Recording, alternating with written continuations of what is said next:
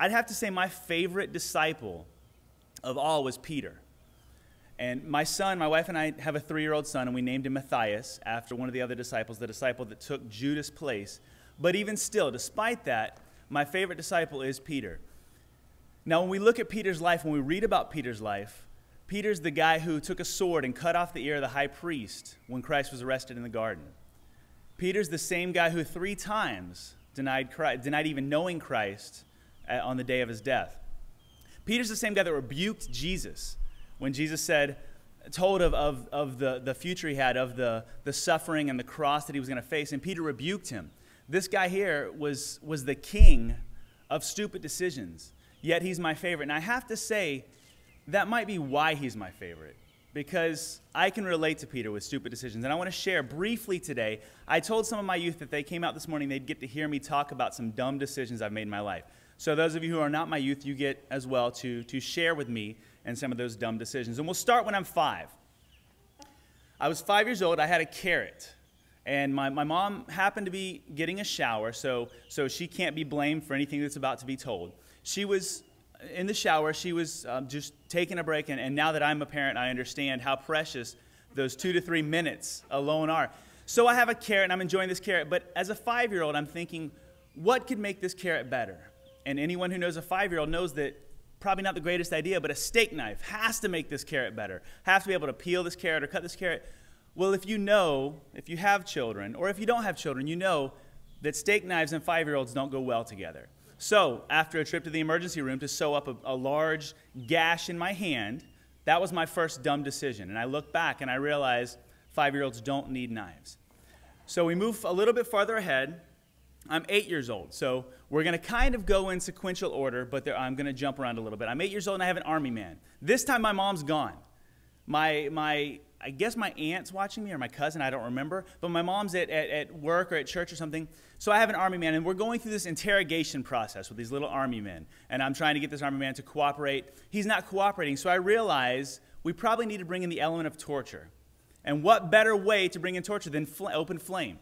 So I go inside, I get the matches, I come back out, and I begin. Now, if you are young enough to still wonder if this is a good decision, please understand nothing that I'm telling you today is a good idea, at least until I say, all right, we're going to move to the good ideas. So whatever I'm telling you right now, don't try it. Learn from my mistakes, bad idea. So I begin to interrogate this army man with an open flame.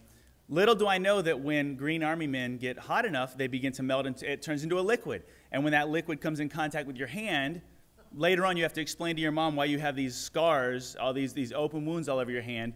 I tried to explain to her that I was working with the stove, trying to boil some water, and laid my hand on it. Parents don't always believe everything that you tell them. So she found out the situation. Another bad idea. So we'll move ahead, 4th grade. And this is one of the stories I shared a little bit with my youth. 4th grade, a friend and I are over at his house. We have an antenna to a car that we happen that was no longer part of the car.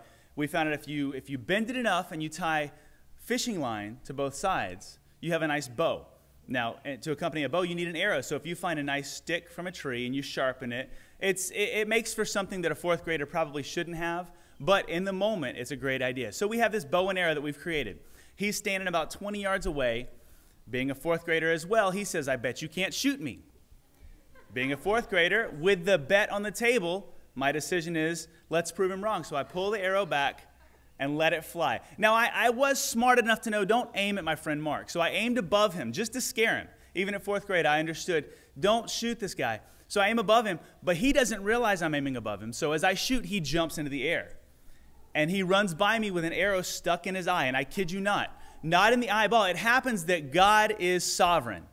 And in all these situations, he didn't protect me from the pain, as we learned about, or my friends, but he protected from long-term disability issues or long-term, anything like that. So the arrow did go into his eye, but it went above the eyeball and below the socket. Somehow, I don't know how, and it missed every single nerve, missed everything except for the skin.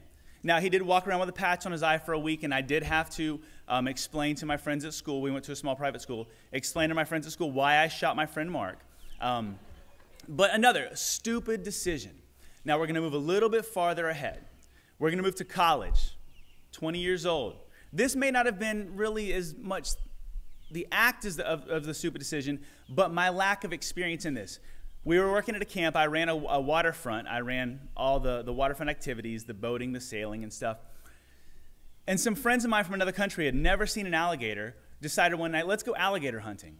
Now, no idea at all, anything about alligators except that I see them all the time from a distance. And from a distance, it's pretty neat. And I think, you know what? These guys are from England. They're never going to get seen an alligator again. So let's go ahead and give them the night of their life. So we go out alligator hunting. I have a friend who's with us who does know a little bit about alligator hunting. He had been to an alligator farm before, and he had gotten to hold an alligator. So he knew that much about it. So we're out there. We're with a spotlight. We're shining. We decide, you know what? Let's get a small alligator because they can't really do much damage. So we reach in. We pull up to this little alligator. My friend reaches in, grabs it by the mouth and grabs it by the tail and pulls it up.